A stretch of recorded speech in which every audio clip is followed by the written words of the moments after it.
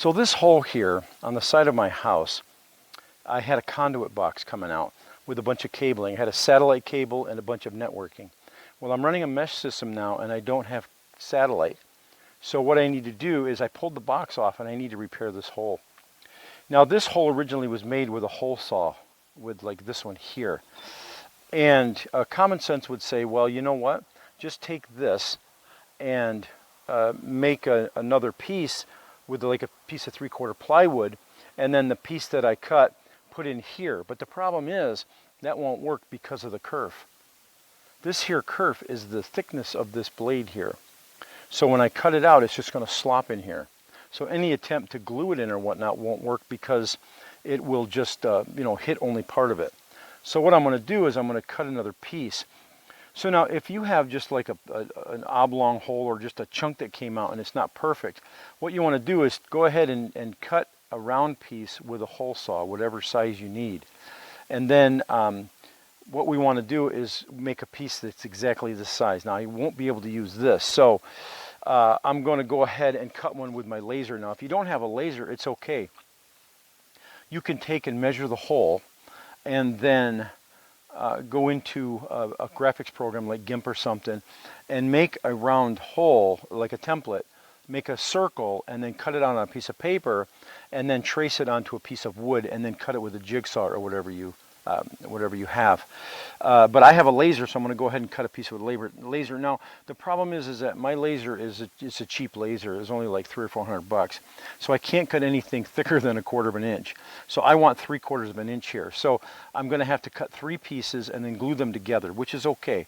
But first I'm going to measure it and then cut one piece that's 1/4 of an inch and then fit it in to see if it works. And then if it works, then I'll go ahead and cut the 3 pieces. So when I originally cut this, I used this 1.25 inch saw, but it actually made, I measured it, it actually made an 1 3/8 inch hole. So I'm going to go ahead and cut an 1 3/8 and see if that fits. And if it does, then we'll cut 3 pieces. So let's go ahead and cut a piece first to see if we can get it to fit in here. Okay, so I'm in Lightburn, and I'm just going to make a quick circle here. And I did the conversion. 1 3/8 inches is 39 or 34.925 millimeters. So 34.925, like that. And then I'm going to go ahead, I'm going to cut this. I think I'm going to, let's see, do outer cut. Probably, it's pretty thick, so I'm going to use 7 passes, 80% power. Let's just bump this down to 800. And let's go ahead and run this.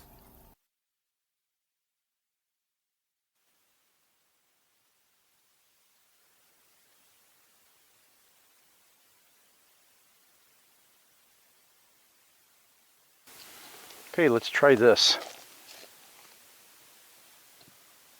It's a little bit snug. It's a little bit snug. Almost. I need to go down just a little bit. I actually might be able to, no. That, I don't want to chance pounding it in. I probably could pound it in. But, yeah, let's cut a new piece just a little bit smaller. Okay, so I shrunk it down to 33 millimeters. Oh, and that is perfect. That's going to pound right in nicely. Okay, so let's go ahead and put some epoxy on this. So that siding is pretty thin. It's thinner than I thought it was.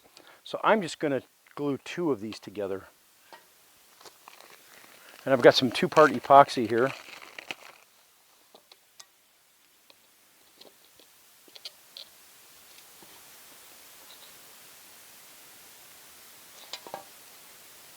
So equal parts.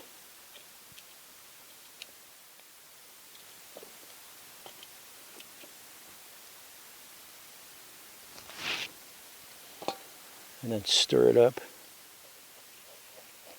Mix it really well.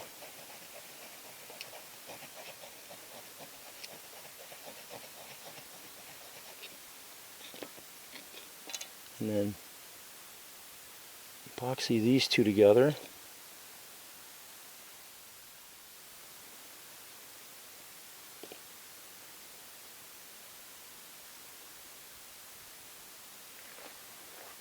So it's going to start setting quickly. Now, so I'm going to go ahead and roll this in it like that. And let's go set it in. Let's just push this in here like that.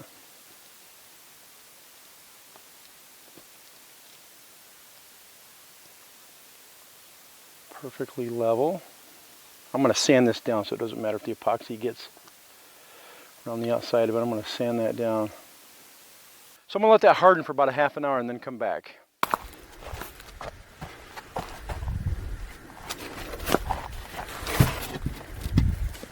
So that looks pretty good actually. So I'm going to go ahead and just sand this down a little bit.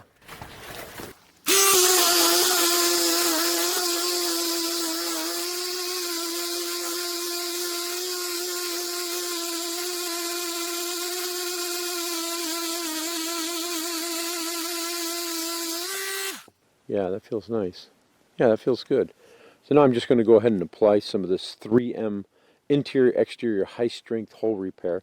I've used this stuff before as a spackling compound and it works really well. So when it goes on it's blue, but when it dries it actually turns white.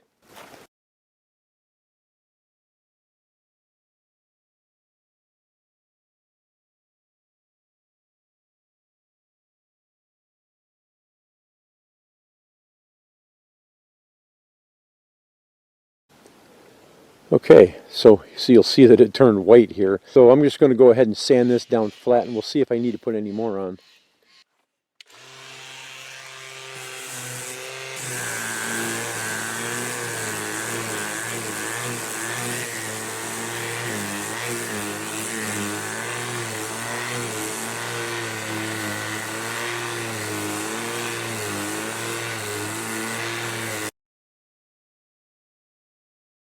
Actually, that feels pretty good. I think that's actually smooth enough right there. So now we'll just see what it looks like after I paint it. Okay, let's spray this.